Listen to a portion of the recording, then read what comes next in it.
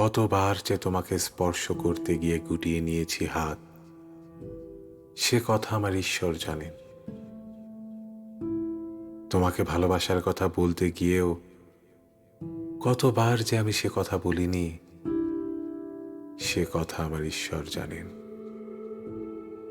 তোমার হাতের মৃদু কড়া নাড়ার শব্দ শুনে জেগে উঠবার জন্য আমি দরজার সঙ্গে চুম্বকের মতন গেঁথে রেখেছিলাম আমার কর্ণযুগল। তুমি এসে আমাকে ডেকে বলবে, এই ওঠো, আমি আমি আর আমি এ কি শুনলাম, এমত উল্লাসে নিজেকে নিক্ষেপ করব তোমার উদ্দেশ্যে।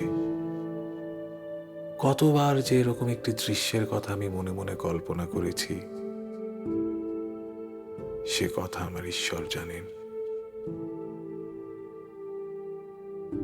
আমার চুল বেঁকেছে তোমার জন্য, আমার গায়ে জ্বর এসেছে তোমার জন্য।